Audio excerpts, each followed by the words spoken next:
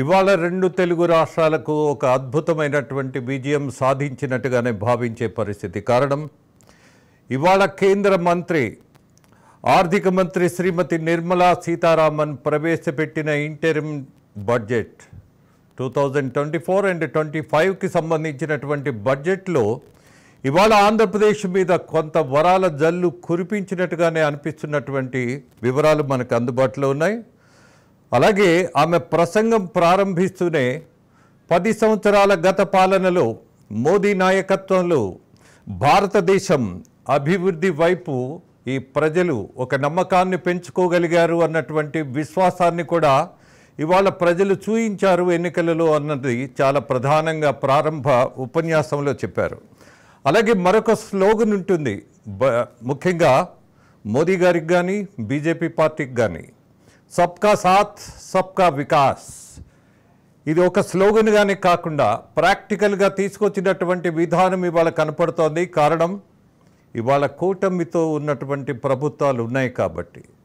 అలాగే ఆంధ్రప్రదేశ్ విజయం ఇవాళ పాలకపక్షంగా ఉన్నటువంటి కూటమి ఇచ్చినటువంటి ఒక తోడు, అలాగే మద్దతు, అలాగే పెంచినటువంటి బలం.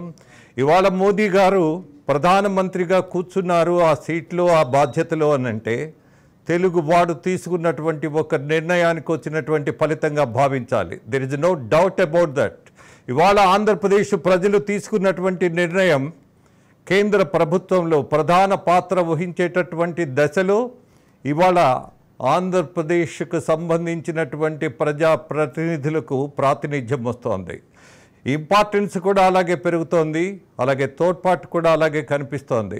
ముఖ్యంగా సబ్కా ప్రయాస్ అంటే ప్రజలందరి సహకారంతో అభివృద్ధి వైపు అడుగు వేయగలిగినటువంటి పరిస్థితి కేంద్ర ప్రభుత్వానికి మద్దతుగా ప్రజలు మద్దతు ఇవ్వగలిగారు. కాబట్టే ఇవాళ 10 సంవత్సరాల పాలనలో సాధించినటువంటి అభివృద్ధితో పాటు మరింత అభివృద్ధిని చూపించేటటువంటి ప్రయత్నం మూడోసారి ఔర్ ఏక్ బార్ అని మోదీ ఒక స్లోగన్ తీసుకున్నప్పుడు మళ్ళీ ప్రజలు ఆశీర్వదించారు అన్నటువంటిది మాత్రం నిర్వివాదాంశం. ఎనీహౌ, అలాగే మరొక మంత్రం కూడా ప్రజలకు నేర్పారు బీజేపీ నాయకులు, అలాగే ఎన్డీఏ ప్రభుత్వం. ఏమిటా మంత్రం? సబ్కా సాత్ సబ్కా వికాస్ ఔర్ సబ్కా విశ్వాస్. ఇది చాలా ఇంపార్టెంట్. ఈ 3 పదాల్లో ఉన్నటువంటి బలం ఇవాళ బీజేపీ అలాగే ఎన్డీఏ ప్రభుత్వం ఏర్పడటానికి ప్రధాన కారణం.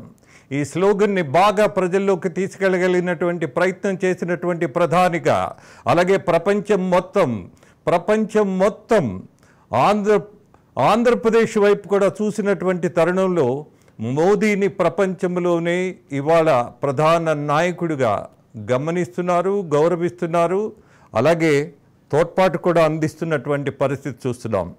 దాంతోపాటు ఇవాళ మన బడ్జెట్లో, కేంద్ర బడ్జెట్ ఇంటరిమ్ బడ్జెట్లో ప్రధానమైనటువంటి విషయాలు మనం ఆంధ్రప్రదేశ్కు తీసుకుంటే ఒక అద్భుతమైనటువంటి వరంగానే కనిపిస్తోంది. కారణం, ఒకటి అమరావతి రాజధాని లేనటువంటి రాష్ట్రానికి ఇవాళ అమరావతి రాజధాని నగర నిర్మాణానికి ఇచ్చినటువంటి నిధులు నిన్న కూడా ప్రకటించారు 12,000 కోట్లు. ఇవాళ బడ్జెట్లో 15,000 కోట్లు, అంటే మొత్తం 27,000 కోట్లు రాజధాని నగర నిర్మాణానికి తోడ్పాటు ఇస్తున్నటువంటి కేంద్ర ప్రభుత్వానికి తెలుగువాడు, ముఖ్యంగా ఆంధ్రప్రదేశ్కు సంబంధించిన తెలుగు వాళ్ళు చాలా కృతజ్ఞతగా ఉండే పరిస్థితి కనపడుతోంది.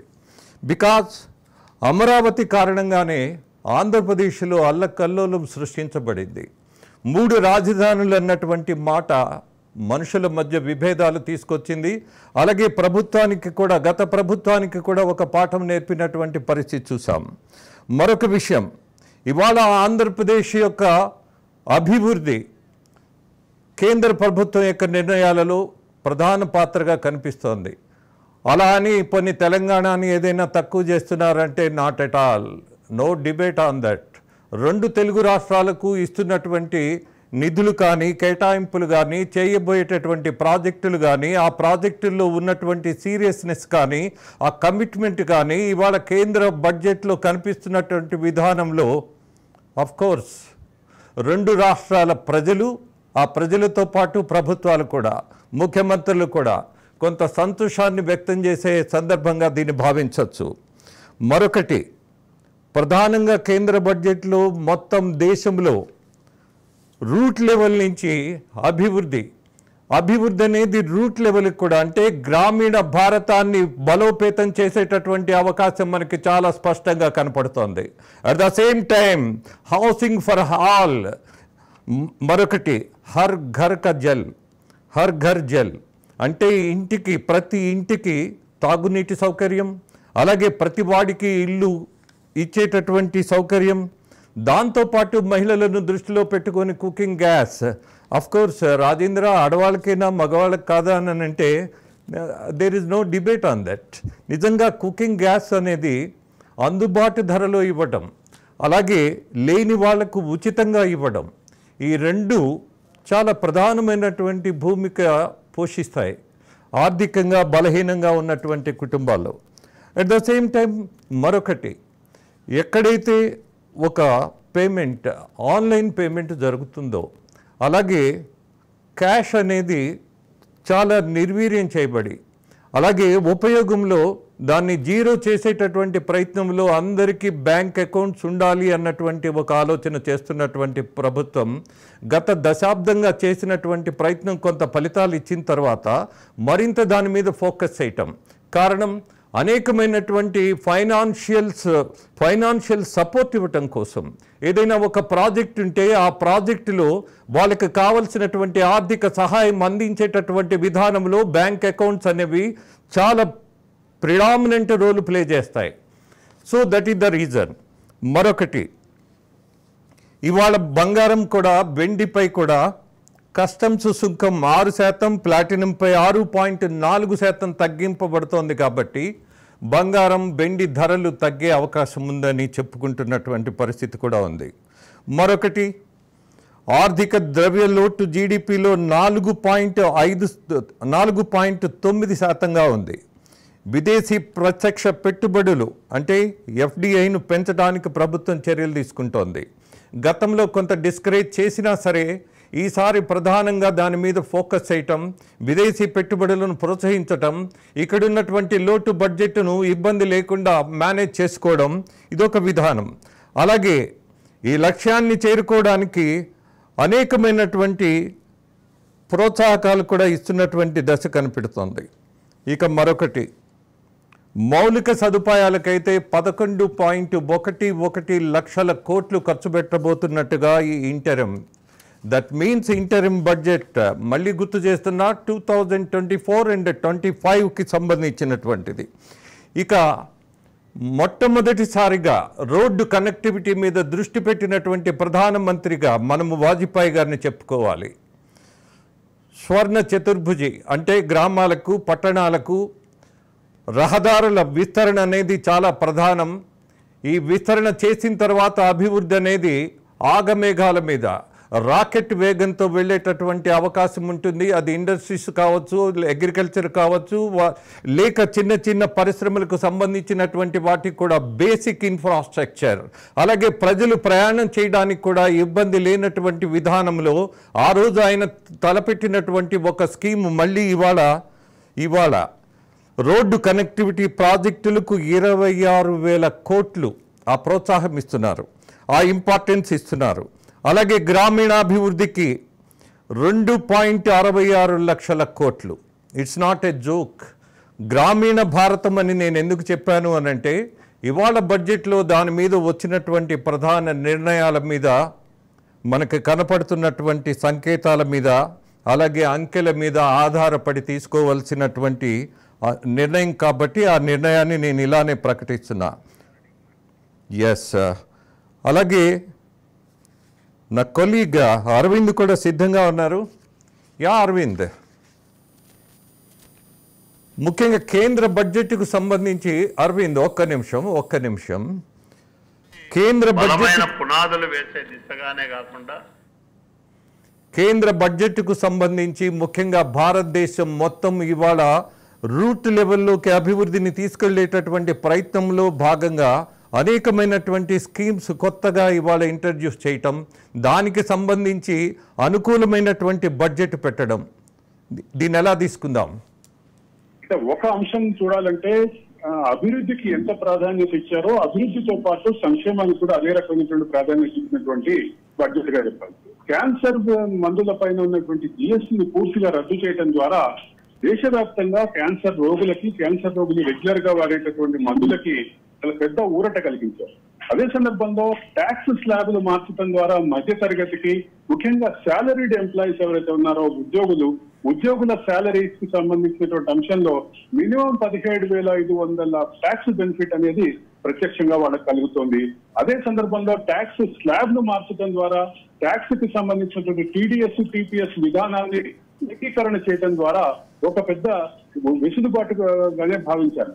టీడీఎస్ కి సంబంధించినటువంటి స్లాబులు కూడా మార్చినటువంటి నేపథ్యంలో ఏదైతే టీడీఎస్ అనేది చిన్న వ్యాపారులకు పెద్ద ఇబ్బందిగా ఉంది. టీడీఎస్ కు సంబంధించినటువంటి ఏదైతే మార్జిన్ బెనిఫిట్స్ ఉన్నాయో ఆ మార్జిన్ బెనిఫిట్స్ టీడీఎస్ లో ఆగిపోయి సంవత్సరం తర్వాత లేదా 6 నెలల తర్వాత రీక్లెయిమ్ చేసుకోవాల్సినటువంటి పరిస్థితి వచ్చినటువంటి పరిస్థితిలో ఒక పెద్ద ఊరటగానే చెప్పాలి. అక్కడి నుంచి మొదలు పెడితే వివిధ రాష్ట్రాలు, అంటే రాష్ట్రాలకి సంబంధించినటువంటి డిమాండ్స్ ఏవైతే ఉన్నాయో రాష్ట్రాలకు సంబంధించినటువంటి డిమాండ్స్ ని కూడా చాలా సానుకూలమైనటువంటి దిశలో అంటే అడ్రస్ చేయడం ద్వారా ఈ బడ్జెట్ మీద ఒక ఉన్నటువంటి ఎక్స్పెక్టేషన్స్ ని ఖచ్చితంగా రీచ్ అయిందని చెప్పాలి. అదే సందర్భంలో మహారాష్ట్ర, బీహార్ రాష్ట్రాలకి కొంత సానుకూలమైనటువంటి బడ్జెట్గా చెప్పాలి. ఇది ఇలా ఉంటే 2 తెలుగు రాష్ట్రాలకి ఈ బడ్జెట్ పెద్ద అంటే ఆసరాగా నిలబడుతోంది, బాసటగా ఉండబోతుందని చెప్పక తప్పదు. ముఖ్యంగా ఆంధ్రప్రదేశ్ రాష్ట్రంలో సుదీర్ఘకాలంగా ఉన్నటువంటి డిమాండ్ ఏదైతే సుదీర్ఘకాలంగా ఉన్నటువంటి అపరిష్కృతంగా ఉన్నటువంటి అంశాలు, వాటి విషయంలో ముందుగా చొరవ చూపించడం కూడా ఒక సానుకూలమైన అంశంగా చెప్పాలి. అమరావతి పోలవరానికి అండగా ఉన్నటువంటి పోలవరానికి ఇప్పటికే 12,000 కోట్లు నిన్ననే ప్రకటించినటువంటి నేపథ్యంలో ఈరోజు అమరావతికి 15,000 కోట్లు ప్రకటించడం ద్వారా అమరావతికి సంబంధించినటువంటి పనులను ఇనిషియేట్ చేయడానికి ఇది ఖచ్చితంగా ఒక పెద్ద అండగా నిలబడేటటువంటి బడ్జెట్గానే చెప్పక తప్పదు. అది మాత్రమే కాకుండా రైల్వేస్ విషయంలో కూడా ఒక సానుకూలమైనటువంటి ఇండికేషన్స్ ఇచ్చారు. రైల్వేస్ కూడా రైల్వే నెట్వర్క్ విస్తృతపరిచే క్రమంలో మరిన్ని కొత్త రైల్స్కి సంబంధించిన సర్వే చేసేటటువంటి క్రమంలో కూడా 2 రాష్ట్రాలకి ఊరటగానే ఉందని చెప్పక తప్పదు. రాజేంద్ర. ఎస్, మీరు అన్నట్టు అరవింద్, నిన్న పోలవరానికి 12,000 కోట్లు ప్రకటించడం అనేది శుభ సంకేతం. బికాజ్ ఆంధ్రప్రదేశ్ ముఖ్యమంత్రి తను ప్రధాన ఎజెండాలో మొట్టమొదటిగా పెట్టుకున్నటువంటి అంశం పోలవరం నిర్మాణం పూర్తి కావడం. ముఖ్యంగా ఆయన టెన్యూర్లో ఆయన పెట్టుకునేటటువంటి క్యాలెండర్ ఇయర్లో ఖచ్చితంగా దీన్ని పూర్తి చేయాలన్నటువంటి నిర్ణయానికి ఇవాళ కేంద్రం మద్దతు ఇచ్చినటువంటి సంకేతాలు చాలా స్పష్టంగా ఉన్నాయి. ఎట్ ద సేమ్ టైం ఆంధ్రప్రదేశ్కి మళ్ళీ ఒకసారి మనం ఆంధ్రప్రదేశ్ మీద దృష్టి పెడితే ఇవాళ ఏపీకి అండగా ఉంటాము అని చాలా ప్రత్యేకంగా ప్రకటన వెలువడింది. కారణం, ప్రజలందరూ బహుశా ప్రత్యేక హోదా గురించి మర్చిపోయారు. షార్ట్ మెమరీ కాబట్టి కోర్స్ దాని మీద పెద్ద దృష్టి పెట్టాల. మరొక కారణం కూడా ఉంది. ఆంధ్రప్రదేశ్లో మార్పును కోరుకున్నటువంటి ప్రజలు కేవలం మార్పు మీద దృష్టి పెట్టారు కానీ ప్రత్యేక హోదా గురించి పెద్దగా ఫోకస్ చేయలా. దాన్ని దృష్టిలో పెట్టుకుని ఓటు వేయలా. ఓటు వేసినటువంటి మొత్తం గమనం చూసినప్పుడు మార్పును ఆశించినటువంటి ఫలితాలు మనం చూసాం. ఒక పార్టీ మీద ప్రేమతో అనే కంటే కూడా మార్పు కావాలి అన్నటువంటి నిర్ణయం మాత్రం చాలా స్పష్టంగా కడపడినటువంటి దశలో ఇవాళ ఆంధ్రప్రదేశ్లో కూటమి ఉన్నటువంటి ఈ నేపథ్యంలో ఏపీ రాజధాని నిర్మాణానికి నిధులు, అలాగే వాటర్, పవర్, రైల్వే, రోడ్లు రంగాల్లో ఏపీకి అండగా ఉంటామని ప్రకటించడం, పోలవరం ప్రాజెక్టుకు పూర్తి సాయం అందించేలా చర్యలు, అలాగే అమరావతి అభివృద్ధికి 15,000 కోట్లు, ఈ ఏడాదిలోనే ఆర్థిక సాయం, అవసరమైతే మరిన్ని నిధులు. వాట్ యు సే? అంటే ఒక ప్రధానమైన అంశం గమనించాల్సింది ఏంటంటే 2019 ఎన్నికల్లో ఒక సెంటిమెంట్గా, ఒక ఎన్నికల అస్త్రంగా ఉన్నటువంటి ప్రత్యేక హోదా అనేది 2024 అంశానికి వచ్చేసరికి, 2024 ప్రధాన ఎన్నికల ముఖ చిత్రానికి వచ్చేసరికి ఎక్కడ కనిపించలేదు. ఎందుకు అంటే గత 5 సంవత్సరాల్లో ప్రత్యేక హోదా అనే అంశాన్ని చర్చకు తీసుకురాని జగన్మోహన్ రెడ్డి ప్రభుత్వం ఒకవైపు ఉంటే, జగన్మోహన్ రెడ్డి పార్టీ ఒకవైపు ఉంటే, ఇంకోవైపు ఉన్నటువంటి పార్టీలు 2014లో ప్రత్యేక హోదా కేంద్రంగానే జరిగినటువంటి వివాదము, దానికి సంబంధించినటువంటి రాజకీయ అంశాల్లో విడిపోయినటువంటి పార్టీలు, కూటమి పార్టీలు 3 కూడా రాజకీయాలకి అంశాలకి కంటే కూడా ముఖ్యంగా ఆంధ్రప్రదేశ్లో ఒక బలమైనటువంటి ప్రభుత్వం రావాలి, ఇప్పుడున్నటువంటి ప్రభుత్వాన్ని మార్చాలి అనేటటువంటి ఏకసూత్ర కార్యక్రమంతో, అదే సందర్భంలో ఆంధ్రప్రదేశ్కి సంబంధించినటువంటి ఓవరాల్ డెవలప్మెంట్కి ఇప్పుడున్నటువంటి ప్రభుత్వం అండగా వ్యతిరేకంగా ఉంది అనేటటువంటి నిర్ణయంతో తీసుకున్నటువంటి నిర్ణయం ముందుకు వచ్చినటువంటి నేపథ్యంలో ప్రత్యేక హోదా అనే అంశం ప్రధానమైనటువంటి చర్చలో లేదు. అదే సందర్భంలో ప్రత్యేక హోదాకి సంబంధించినటువంటి పారామీటర్స్ ఎక్కడ ఆంధ్రప్రదేశ్కి రీచ్ అవ్వదు అనేది నిన్న పార్లమెంట్లో మంత్రి ఇచ్చినటువంటి సమాధానంలో క్లియర్గా, బీహార్ విషయంలో వచ్చినటువంటి సమాధానంలో చాలా క్లియర్గా ఉంది. ఆ నేపథ్యంలో ప్రత్యేక హోదా ద్వారా వచ్చేటటువంటి బెనిఫిట్స్ ఏవైతే ఉన్నావో అదే బెనిఫిట్స్ని ఎక్స్టెండ్ చేసేటటువంటి దిశగా ప్రయత్నిస్తాము అనేటటువంటి హామీ ఏదైతే ఆంధ్రప్రదేశ్ ప్రభుత్వానికి, ఆంధ్రప్రదేశ్ రాష్ట్ర ప్రజలకి కూటమి ఏదైతే ఇచ్చిందో ఆ కూటమికి సంబంధించినటువంటి ఆ హామీ దిశగానే ఇప్పుడు చర్చ జరుగుతున్నటువంటి నేపథ్యంలో ఇది ఒక ముందడుగుగానే చెప్పాలి. దీనికి సంబంధించి 15 + 12 ఈ 27,000 కోట్లకి సంబంధించిన అంశం చాలా క్లియర్గా ఉంటే వివిధ రంగాలు అంటే ముఖ్యంగా పోర్ట్స్ కానీ, జాతీయ రహదారులు కానీ, ఇటువంటి అనేక అంశాల్లో ఆంధ్రప్రదేశ్కి మేలు చేసేటటువంటి దిశగా కూటమి ప్రభుత్వం ప్రయత్నిస్తుంది, కూటమి ప్రభుత్వం పనిచేస్తుంది అనేటటువంటి మాటని ఇప్పుడు ఆచరణలో ఈ రకంగా రుజువు చేసుకున్నారు. ఇది మొదటి దశలో ఒక ముందడుగానే చెప్పాలి రాజేంద్ర. ఎస్ అరవింద్, మరొక విషయం, పన్నులకు సంబంధించి కొత్త పన్ను విధానంలో మార్పులు చేశారు, అలాగే స్లాబులు మార్చారు. దీని మీద మీ అభిప్రాయం? అంటే ఇక్కడ ఒక సాలరీడ్ ఎంప్లాయీకి కనీసం 17,500 బెనిఫిట్ వస్తుంది. అంటే వేతన జీవులకి సంబంధించిన అంశంలో 17,500 మినిమం ఏదైతే బెనిఫిట్ వస్తుందో అక్కడి నుంచి మొదలు పెడితే స్లాబుల చుట్టూ ఉన్నటువంటి చాలా కాలం నుంచి ఉన్నటువంటి స్లాబుల అంశంతో పాటు ఈ మొత్తం ఓవరాల్గా ఇచ్చేటటువంటి స్టాండర్డ్ డిడక్షన్ ఏదైతే ఉంటుందో, అంటే ఒక 5 లక్షల లోపు స్లాబ్ అయితే 5 లక్షల లోపు స్లాబ్లో ఉండేటటువంటి సుమారు 30,000 రూపాయలు ట్యాక్స్ కట్టాల్సి ఉంటుంది. స్టాండర్డ్ డిడక్షన్ 75,000 ఉంది కాబట్టి జీరోగా ట్యాక్స్కి వచ్చేటటువంటి అవకాశం ఉంది. ఇప్పుడు స్టాండర్డ్ డిడక్షన్ ఇంకో 25,000 పెంచడం ద్వారా మధ్యతరగతి వాళ్ళకి పెద్ద ఊరటగానే చెప్పాలి. మధ్యతరగతి వాళ్ళతో పాటు చిన్న వ్యాపారస్తులు ఎవరైతే ఉంటారో వాళ్ళకు కూడా పెద్ద ఊరటగానే చెప్పాలి. ఇంకొక ముఖ్యమైనటువంటి విషయం చెప్పాలి, ఏదైతే 1961 ఇన్కమ్ ట్యాక్స్ యాక్ట్ ఏదైతే ఉందో ఆ యాక్ట్ని కూడా సవరణ చేస్తాము అనేటటువంటి అంశాన్ని మొదటిసారి బడ్జెట్ సమావేశంలో విన్నాను నేను.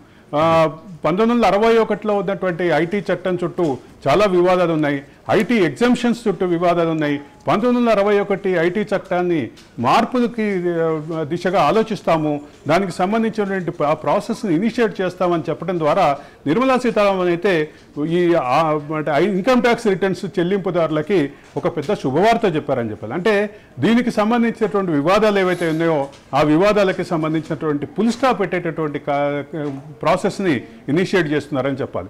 ఇక స్లాబ్ల విషయానికి వచ్చేసరికి 3 నుంచి 7 లక్షల వరకు, 3 లక్షల లోపు ఎటువంటి పన్ను ఉండదు, 3 నుంచి 7 లక్షల లోపు 5% పన్ను ఉంటుంది, 7 నుంచి 10 లక్షల వరకు 10% పన్ను ఉంటుంది, 10 నుంచి 12 లక్షల వరకు 15% పన్ను ఉంటుంది, 12 నుంచి 15 లక్షల వరకు 20% పన్ను ఉంటుంది, 15 లక్షల పైన 30% పన్ను ఉంటుంది.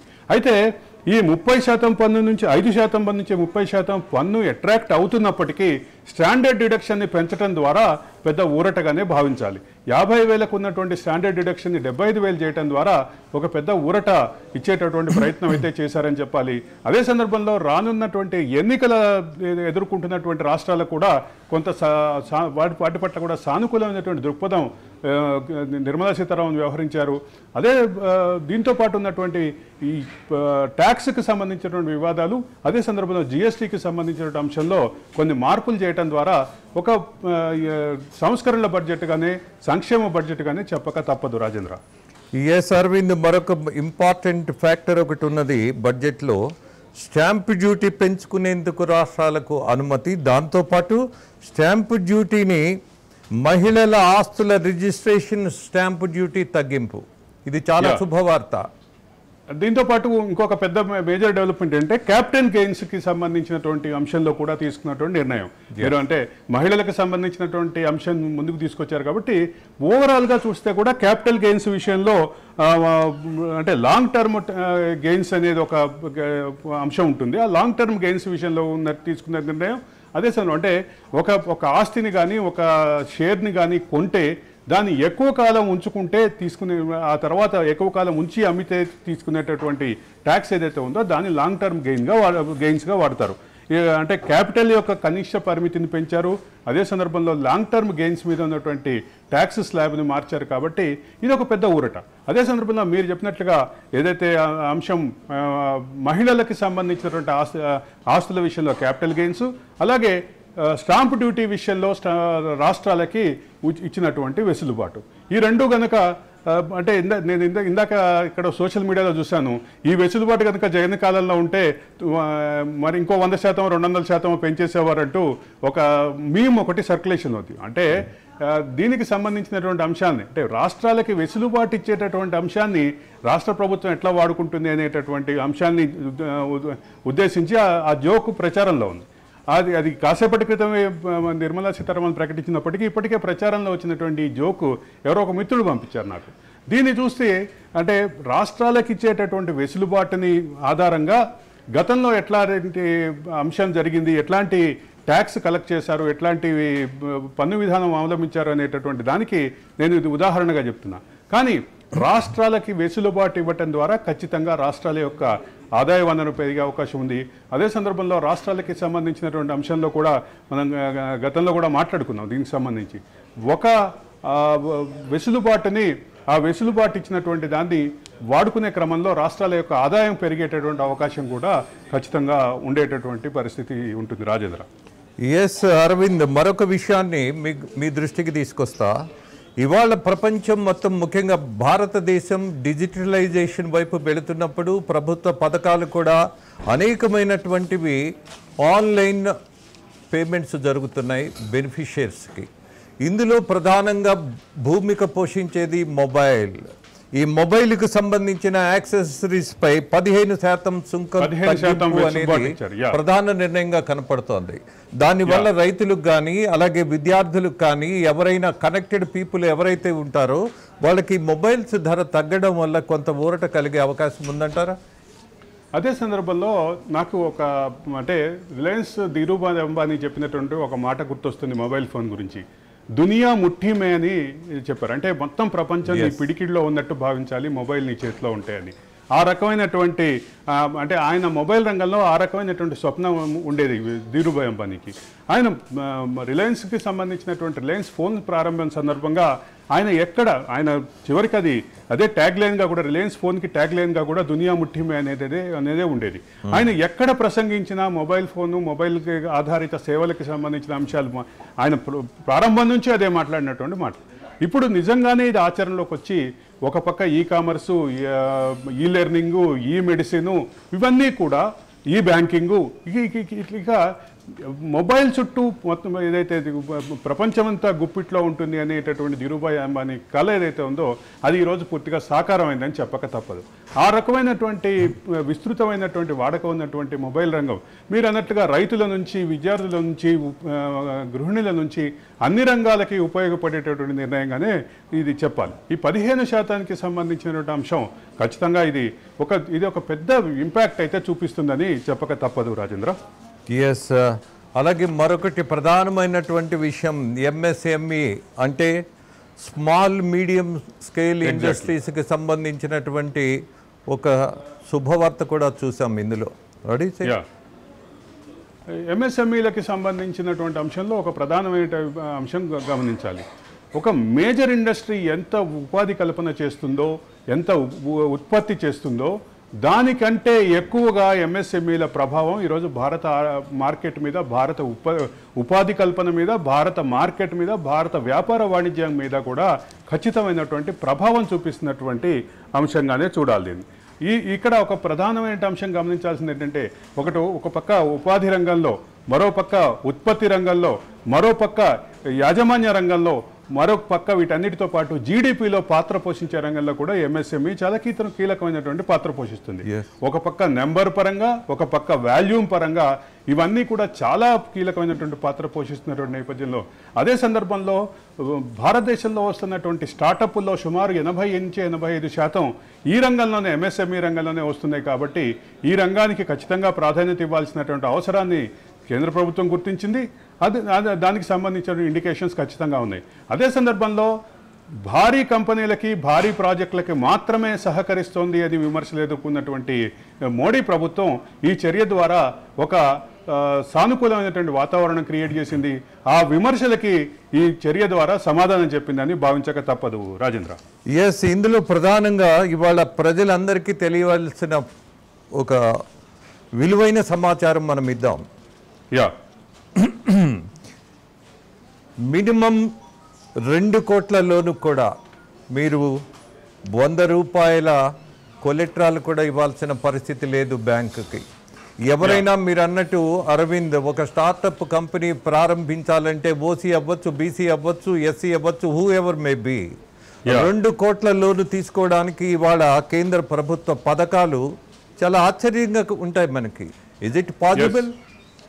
దీన్ని అంటే ముద్రా రుణాలతోటి ప్రారంభమైనటువంటి ఈ అంశము దీని పరిధిని విస్తృతపరచుకొని 2 కోట్ల వరకు, 2 కోట్లకి పైగా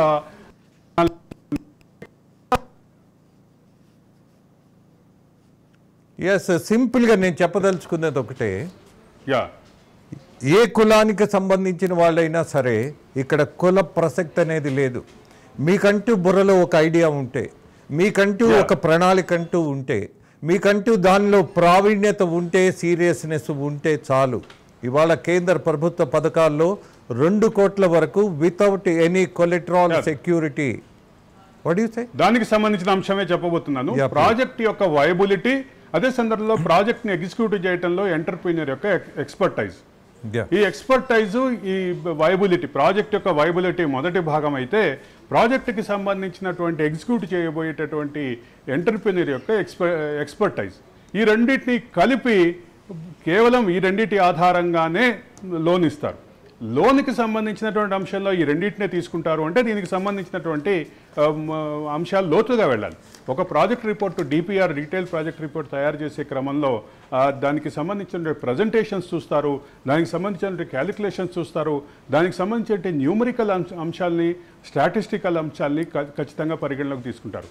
వీటితో పాటు దీనికి సంబంధించినటువంటి ఫ్లో ఏదైతే ఉందో ఆ ఫ్లోకి సంబంధించినటువంటి ప్రిడిక్షన్స్ ఏవైతే ఉన్నాయో ఆ ఫ్లోకి సంబంధించినటువంటి ప్రిడిక్షన్స్ చూస్తారు. వీటితో పాటు ఆ ఫ్లోకి సంబంధించినటువంటి ప్రిడిక్షన్స్ చూసే క్రమంలోనే ఇంకో అంశం కూడా చూస్తారు, మార్కెట్ పొటెన్షియాలిటీ కూడా చూస్తారు. దీనికి ఇన్ఫ్లో ఎక్కడుంది, అవుట్ఫ్లో ఎక్కడుంది, ఇన్ఫ్లోకి అవుట్ఫ్లోకి మధ్యలో వచ్చేటువంటి వేరియేషన్ ఏంటి, ఆ వేరియేషన్లో ట్యాక్సులు పోను నికర లాభం ఎంత ఉంటుంది, వీటన్నిటిని పరిగణలోకి తీసుకొని ఏదైతే చేస్తారో దీనికి సంబంధించినటువంటి అంశంలో ఎక్కడ రాజీ పడకుండా దీన్ని సరైనటువంటి రీతిలో, అంటే ఎవరైతే యువకులు, ముఖ్యంగా యువతి యువకులు ఉన్నారో యువతి యువకుల మైండ్లో ఉన్నటువంటి ఇటువంటి ప్రాజెక్ట్స్ని ఆచరణ రూపం దాల్చి వాళ్ళు సరిగ్గా ప్రజెంట్ చేసి దానికి సంబంధించిన అంశాలని కనుక ముందుకు తీసుకెళ్తే ఖచ్చితంగా దానికి సంబంధించిన లోన్ అయితే లోన్స్ క్లియర్ అయ్యే అవకాశం ఉంది. కేంద్ర ప్రభుత్వం దానికి మార్గం సుగమతం చేసింది, సులభతరం చేసింది. కాబట్టి ఇప్పుడు మరిన్ని కొత్త అంటే ఎంటర్ప్రైజెస్ వచ్చే అవకాశం ఉంది, కొత్త ఎంటర్ప్రినర్స్ వచ్చే అవకాశం ఉంది, కొత్త స్టార్టప్లు కూడా మరింత సంఖ్య, అంటే భారీ సంఖ్యలో స్టార్టప్లు కూడా వచ్చే అవకాశం ఉంది. ఇది ఇండస్ట్రీకి కానీ ఎంటర్ప్రినర్షిప్ కానీ, ఇండస్ట్రీ, ఎంటర్ప్రినర్షిప్, అదే సందర్భంలో అంటే క్రియేటివ్ ఎంటర్ప్రినర్స్ కూడా ఇది ఒక పెద్ద ఊతంగానే చెప్పాలి. రాజేంద్ర, ఎస్, మరొక అంశం కూడా మనము గమనించాలి. ఇక్కడ విద్యుత్తుకు సంబంధించి సమస్యలు వచ్చినప్పుడు ప్రభుత్వాలే పడిపోతున్నటువంటి పరిస్థితి మనం తెలంగాణలో కూడా చూసాం. అలాగే ఇవే కేసులుగా మారి శిక్షలు కూడా పడేటటువంటి పరిస్థితి ఉన్నది. దేని మీద? విద్యుత్ మీద తీసుకున్నటువంటి నిర్ణయాలు, కొనుగోళ్లలో జరిగినటువంటి అవకతవకలు. At the same time thermal project ఒకటి బిగిన్ చేస్తే చుట్టుపక్కల 100 కిలోమీటర్లు మొత్తం కలుషితమైపోయి కాలుష్యంతో ప్రజలు అనారోగ్యానికి, ఇబ్బందులకి పడుతున్నటువంటి పరిస్థితుల్లో సోలార్ ప్రాజెక్టును ముందుకు తీసుకురావటం, దాన్ని ప్రోత్సహించటం, అలాగే గృహాలకు కూడా 300 యూనిట్ల వరకు ఉచితంగా ఇచ్చేటటువంటి ఏర్పాటు చేయటం. ఇట్స్ చాలా most predominant and most supportive for the environment అనిపిస్తోంది. అరవింద్, మీరేమంటారు? దేశంలో హైడల్ పవర్ పెరగడంతో పాటు హైడల్ పవర్ అవైలబిలిటీ ఉన్నటువంటి నార్త్ ఈస్ట్ స్టేట్స్ నుంచి సౌత్ స్టేట్స్, రిక్వైర్మెంట్ ఉన్నటువంటి సౌత్ ఈస్ట్ స్టేట్స్కి ఏదైతే గ్రిడ్ సింక్రనైజేషన్ అయిందో, ఈ గ్రిడ్ సింక్రనైజేషన్ అనేది ఖచ్చితంగా దీని విద్యుత్తుకు సంబంధించినటువంటి అవైలబిలిటీని, విద్యుత్కు సంబంధించినటువంటి మార్కెట్ని కొంత స్టెబిలైజ్ చేసిందని చెప్పాలి. అదే సందర్భంలో దీని స్టెబిలైజేషన్ కంటే ముందు జరిగినటువంటి పవర్ పర్చేజింగ్ అగ్రిమెంట్లు ఏవైతే ఉన్నాయో ఆ పవర్ పర్చేజింగ్ అగ్రిమెంట్ల చుట్టూ తిరుగుతున్నటువంటి రాజకీయ ఆరోపణలు, దానికి సంబంధించి అవినీతి ఆరోపణలు కూడా మన ముందు కళ్ళ ముందు కనిపిస్తున్నాయి. అది తెలంగాణలో నుంచి మొదలు పెడితే గతంలో ఆంధ్రప్రదేశ్లో, ఉమ్మడి ఆంధ్రప్రదేశ్లో కూడా ఇదే రకమైనటువంటి ఆరోపణలతోటి ప్రభుత్వాలు చాలా విమర్శలు ఎదుర్కొన్నటువంటి పరిస్థితి చూసాం. దీనికి ఖచ్చితమైనటువంటి పరిష్కారం అంటే రెన్యూబుల్ ఎనర్జీ, అంటే ఏదైతే సాంప్రదాయ అంటే మార్గాల ద్వారా తీసుకొచ్చేటువంటి ఎనర్జీకి సంబంధించిన అంశం. అదే సందర్భంలో మీరు చెప్పినట్లుగా థర్మల్ ప్రాజెక్టుల చుట్టూ వచ్చేటటువంటి కాలుష్యం ఆధారితంగా వచ్చేటటువంటి అంశం, వీటికి మాత్రం ఖచ్చితమైనటువంటి పరిష్కారం మాత్రం సోలార్ ఎనర్జీ, విండ్ పవరు, అలాగే గతంలో కొంతమంది ఔత్సాహిక సైంటిస్టులు చేసినటువంటి బార్క్ బేస్డ్ పవర్ ప్రాజెక్టు, ఇవన్నీ కూడా ఖచ్చితంగా బార్క్ బేస్డ్ పవర్ ప్రాజెక్టు, సముద్రం అలల మీద తేలియాడేటటువంటి పవర్ ప్రాజెక్టు, సముద్రం అలలలో ఉన్నటువంటి ఎనర్జీని ఎలక్ట్రిక్ ఎనర్జీగా మార్చేటటువంటి పరిస్థితి, కైనెటిక్ ఎనర్జీని ఎలక్ట్రిక్ ఎనర్జీగా మార్చేటటువంటి ప్రాజెక్టు. ఇటువంటివన్నీ కూడా రావాల్సినటువంటి అవసరం ఉంది. వీటన్నిటిని ప్రోత్సహించడానికి ఖచ్చితంగా కేంద్ర ప్రభుత్వం ఒక మార్గం సుగమం చేసింది.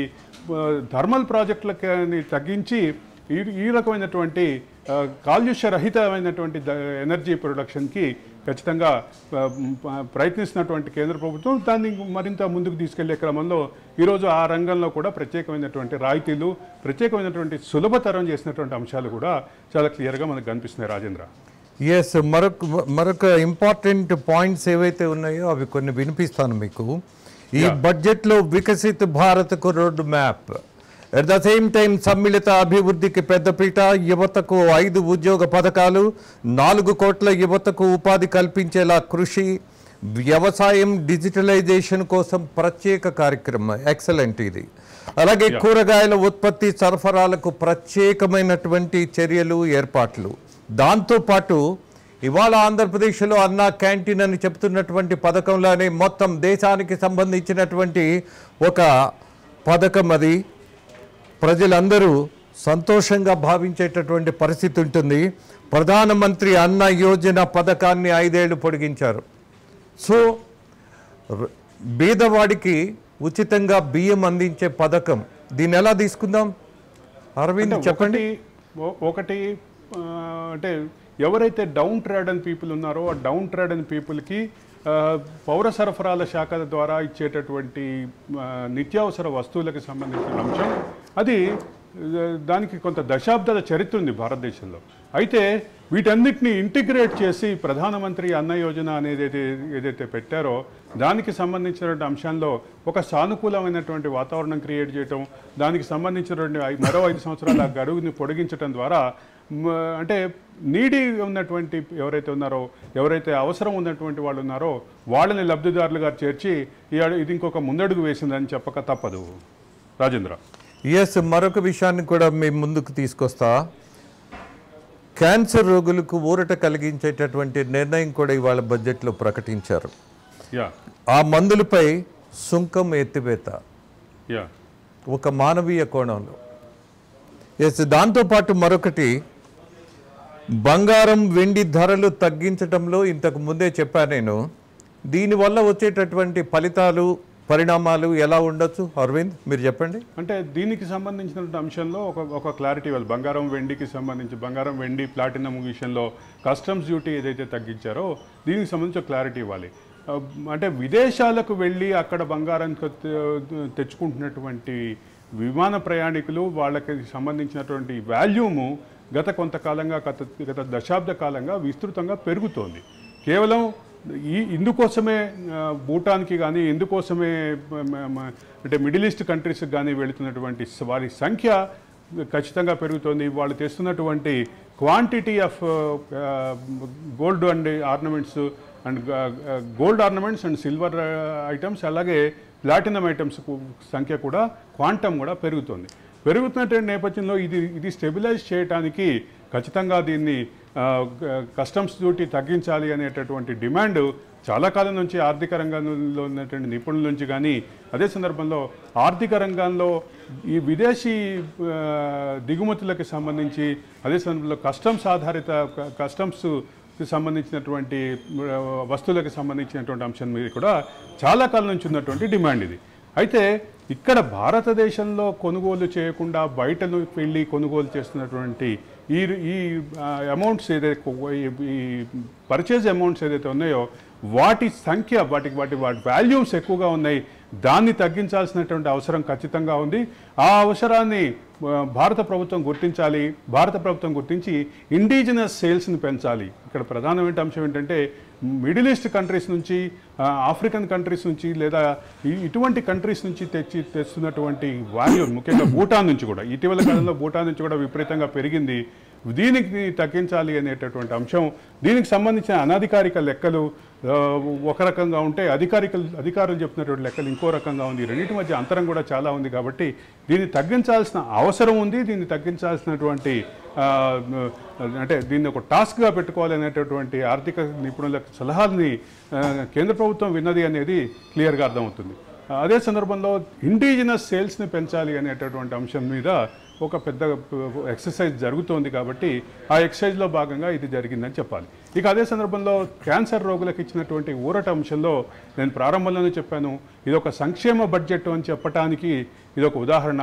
సంక్షేమ బడ్జెట్గా దీన్ని చూపించేటటువంటి క్రమంలో మొదటి అంశంగానే నేను చెప్పినటువంటి ఈ క్యాన్సర్ రోగులు వాడుతున్నటువంటి క్యాన్సర్ వ్యాధిగ్రస్తులు వాడుతున్నటువంటి కొన్ని మందులకి సంబంధించి పూర్తిగా ట్యాక్స్ని జీరో చేయటం, అది ఒక సానుకూలమైనటువంటి పరిణామంగానే, చాలా సానుకూలమైన పరిణామంగానే చెప్పాలి. రాజేంద్ర.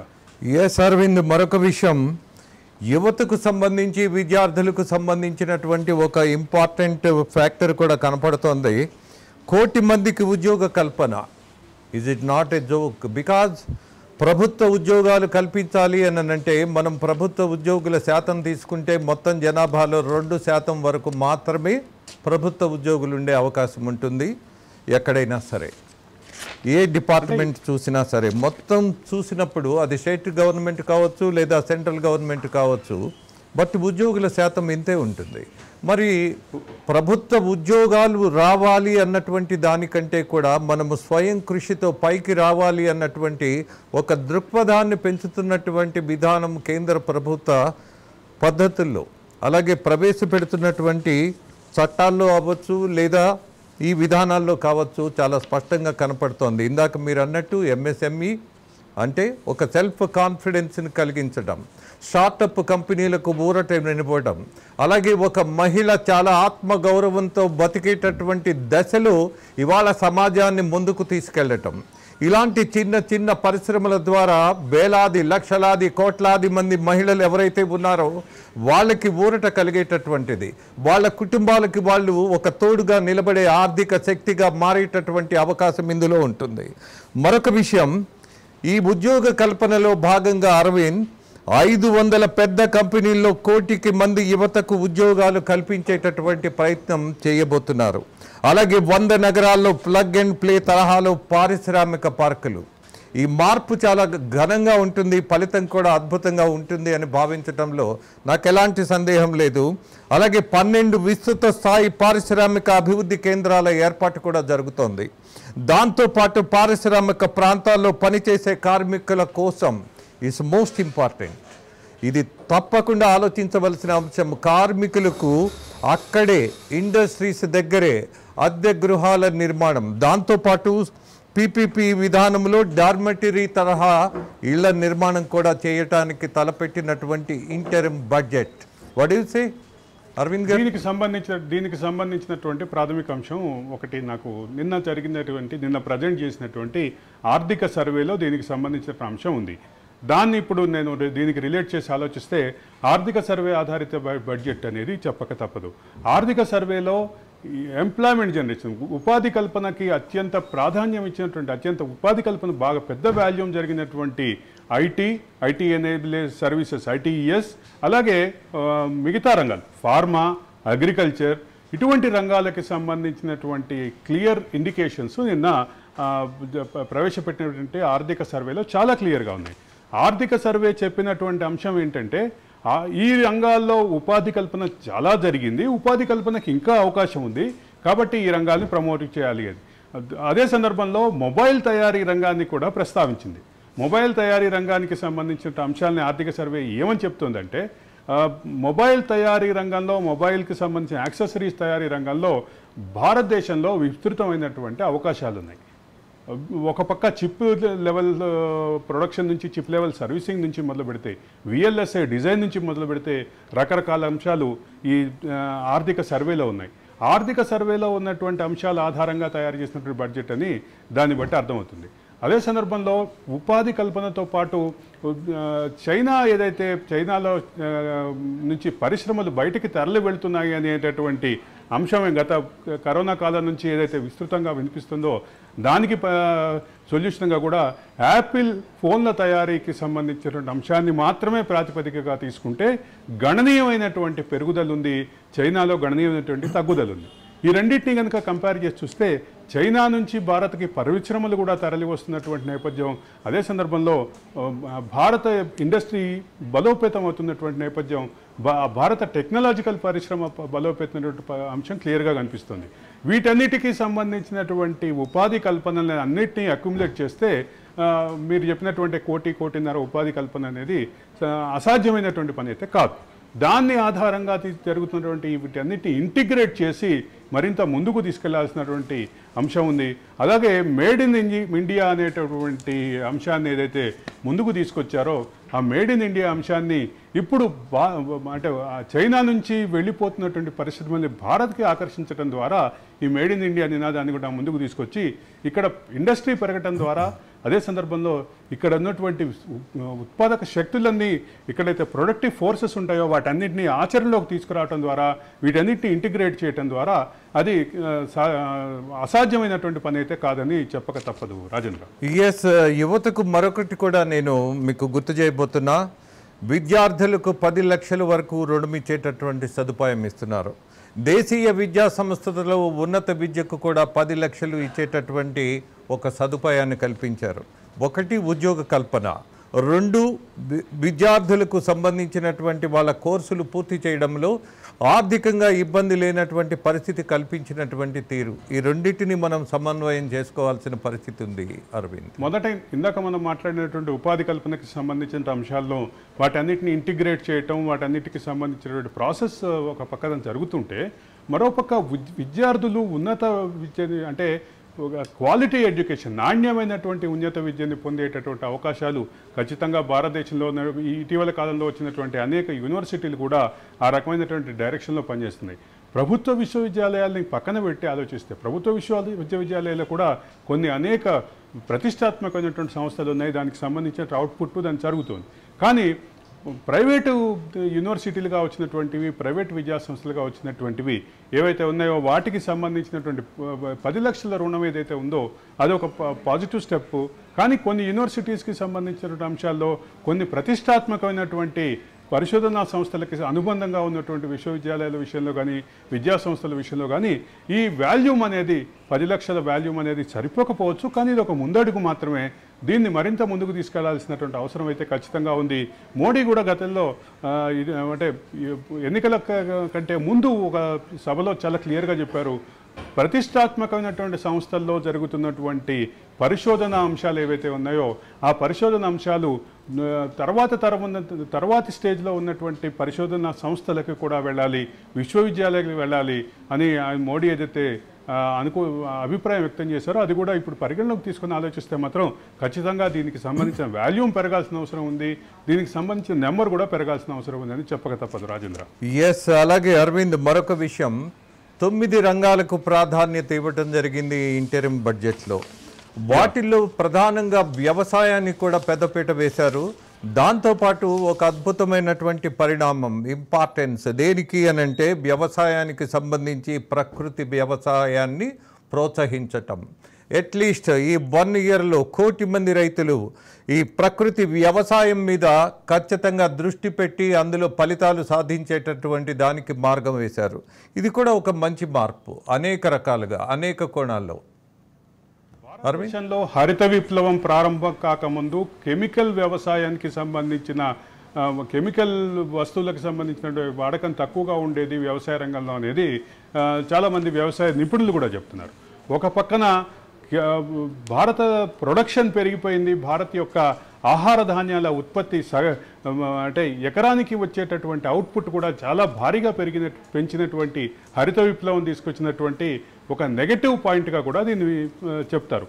అయితే ఇటీవల కాలంలో విస్తృతంగా పెరిగినటువంటి ఈ అంశం ఏదైతే సేంద్రీయ వ్యవసాయం, అదే సందర్భంలో ఆర్గానిక్ ఫార్మింగ్ అనేటటువంటి ఏదైతే అంశం ఉందో అది ఖచ్చితంగా ఒక పక్క విస్తృతపరుస్తుంది. అయితే మోడీ ప్రభుత్వం ఇటీవల కాలంలో అంటే మోడీ 2.0లో ఇటువంటి అంశానికి కొంత ప్రాధాన్యత ఇచ్చారు. అదే సందర్భంలో సుభాష్ పాలేకర్ లాంటి వ్యక్తికి పద్మశ్రీ అవార్డు ఇచ్చారు. మరికొంతమంది సేంద్రీయ వ్యవసాయం చేసేటటువంటి వ్యక్తులని శక్తులుగా మార్చినటువంటి ప్రభుత్వానికి సంబంధించిన నిర్ణయాలు కూడా క్లియర్గా కనిపిస్తున్నాయి. గతంలో తమిళనాడులో, కర్ణాటకలో, ఆంధ్రప్రదేశ్లో, తెలంగాణలో ఇటువంటి ఉద్దేశంతో చేసేటటువంటి ఎవరైతే ఉన్నారో వాళ్ళందరికీ ప్రమోషన్ అంటే వాళ్ళందరినీ సరైనటువంటి అవార్డులు ఇచ్చి సత్కరించడం ద్వారా వాళ్ళకి సంబంధించినటువంటి అంశాలని మోడీ మన్ కీ బాత్లో చెప్పడం ద్వారా వాళ్ళందరూ కూడా చాలా ఉత్సాహంగా ప్రేరేపితమయ్యి మరింత ఉత్సాహంగా పనిచేస్తున్నారు. అయితే ఇప్పుడు టార్గెట్ బేస్ చేసుకొని దీన్ని ఇంటిగ్రేట్ చేయడం ద్వారా దీనికి సంబంధించినటువంటి సత్ఫలితాలు ఖచ్చితంగా భవిష్యత్తులో వచ్చే అవకాశం ఉంది. భారత వ్యవసాయ రంగంలో జరిగినటువంటి గ్రౌండ్ లెవెల్ ఇన్వెన్షన్స్ ఏమున్నాయో ఇప్పుడు గ్రౌండ్ లెవెల్ ఇన్వెన్షన్స్ అంటే ల్యాబ్ టు ఫామ్ అనేవాళ్ళు ఇంతకుముందు, ఇప్పుడు ఫామ్లో జరిగినటువంటి ఇన్వెన్షన్స్ మళ్ళీ ఒకసారి ల్యాబ్కి వచ్చేటటువంటి పరిస్థితి, దాన్ని మొత్తాన్ని ఇంటిగ్రేట్ చేసే పరిస్థితి కనిపిస్తుంది. రెండోది వీటితో పాటు ఇప్పటికే మిల్లెట్స్ పైన ఒక విస్తృతమైనటువంటి ప్రచారం చేసేటువంటి కార్యక్రమాన్ని మోడీ ప్రభుత్వం మొదలుపెట్టింది కాబట్టి దానికి సంబంధించిన సత్ఫలితాలు కూడా ఒక పక్క నుంచి వస్తున్నాయి. వీటన్నిటినీ కలిసి ఇంటిగ్రేట్ చేసి ఆలోచించి భారత ప్రభుత్వం ముందుకెళ్తుందని చెప్పక తప్పదు. రాజేంద్ర. ఎస్, మరొక అంశం ఆహార భద్రతా పథకాలకు ప్రాధాన్యత ఇవ్వడం. ఇక మరొక విషయాన్ని ఆంధ్రప్రదేశ్కి తీసుకొస్తాం మిమ్మల్ని అరవింద్. ఆంధ్రప్రదేశ్లో ప్రధానంగా మనకి కనపడుతున్నటువంటిది సుదీర్ఘమైనటువంటి కోస్టల్ కారిడార్కు సంబంధించినటువంటి ఒక నిర్ణయం. చెన్నై నుంచి విశాఖపట్నం వరకు గత 10 సంవత్సరాలుగా నీరసపడిపోయినటువంటి ఆ ప్రాజెక్టును తిరిగి మళ్ళీ ఊపిరిపోయటం, నిర్ణయం తీసుకోవడం, దానికి నిధులు ఇవ్వటం, దాన్ని ప్రోత్సహించటం. ఇట్స్ ఏ ఎక్సలెంట్ రెవల్యూషన్ అంట. కోస్టల్ కారిడార్ ఆంధ్రప్రదేశ్కు ఉన్నటువంటి గొప్ప సంపద ఏమిటి అనంటే సహజ వనరులతో పాటు ఒక కోస్టల్ కారిడార్ పూర్తిగా చెన్నై నుంచి డైరెక్ట్గా విశాఖ వరకు వస్తే ఒక అద్భుతమైనటువంటి అభివృద్ధి సాధించే అవకాశం ఉంటుంది ఆంధ్రప్రదేశ్కి. Do you agree with that? ఆంధ్రప్రదేశ్కి సంబంధించినటువంటి కోస్టల్ కారిడార్ అంశంలో కోస్టల్ కారిడార్ని భారతదేశంలోనే 2వ అతిపెద్ద కోస్టల్ లైన్ ఉన్నటువంటిది ఆంధ్రప్రదేశ్ రాష్ట్రం. ఆంధ్రప్రదేశ్ రాష్ట్రానికి సంబంధించిన సుమారు 940 నుంచి 980కి సంబంధించినటువంటి కోస్టల్ లైన్ ఏదైతే ఉందో ఇక్కడ ఒక ప్రధానమైన అంశం చెప్పక తప్పదు. కోస్టల్ లైన్కి ప్యారలల్గానే సుమారుగా 1000 కిలోమీటర్లకి సంబంధించినటువంటి హైవే ఉంది. 1000 కిలోమీటర్ల హైవే ఉన్నటువంటి ఈ రకమైనటువంటి అంటే ఒక పక్క అక్కడ నుంచి అక్కడ నుంచి సరుకు దిగగానే దాన్ని వెంటనే మిగతా ప్రాంతాలకి తరలించే అవకాశం ఉన్నటువంటి హైవే కనెక్టివిటీ ఉన్నటువంటి ఒక అద్భుతమైనటువంటి ఈ పథకానికి సంబంధించిన అంశం ఇది స్వర్ణ చతుర్భుజి ప్రాజెక్టులో గోల్డెన్ ట్రయాంగిల్ ప్రాజెక్టులో భాగంగా వచ్చినటువంటి పైలట్ ప్రాజెక్టుగా వచ్చినటువంటి అంశం ఉంది. ఇది మొత్తం ఈ రెండింటినీ కలిపి ఆలోచిస్తే ఆంధ్రప్రదేశ్కి సంబంధించినటువంటి అంశంలో ఫోకస్ పాయింట్గా ఆంధ్రప్రదేశ్కి ఒక పెద్ద అసెట్గా మారబోతున్నటువంటి ఈ కోస్టల్ కారిడార్ విషయంలో, అది కూడా ముఖ్యంగా విశాఖపట్నం నుంచి చెన్నై వరకు ఉన్నటువంటి కోస్టల్ కారిడార్ విషయంలో ఒక పెద్ద అభివృద్ధి కేంద్రంగా మారుతుందని చెప్పక తప్పదు. ఇక్కడ చిన్న ఉదాహరణ చెప్తాను. అరేబియా సముద్రంలో ఏదైతే ఉందో మన చెన్నై నుంచి కాస్త దూరంలో ఉన్నటువంటి ట్యూటికోరన్ పోర్టు ప్రారంభమయ్యే నాటికి ట్యూటికోరన్ అనేది ఒక సాధారణ విలేజ్.